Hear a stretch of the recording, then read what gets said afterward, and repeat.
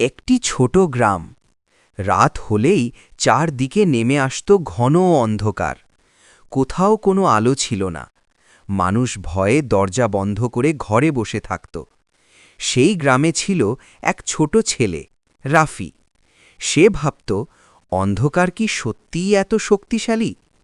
এক রাতে সে একটি ছোট মোমবাতি জ্বালালো।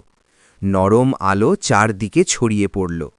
গ্রামের লোকেরা হেসে বলল, এই ছোট আলো কি পুরো অন্ধকার দূর করবে? রাফি শান্ত কণ্ঠে বলল, অন্ধকার যত বড়ই হোক, একটুকু আলো কখনো হার মানে না। তার সাহস দেখে একে একে অন্যরাও আলো জ্বালাতে শুরু করল। অল্প সময়ের মধ্যেই পুরো গ্রাম আলোয় ভরে গেল। মানুষের মুখে ফুটে উঠল আনন্দের হাসি। শিক্ষা: ছোট ভালো কাজও একদিন বড় পরিবর্তন আনতে পারে।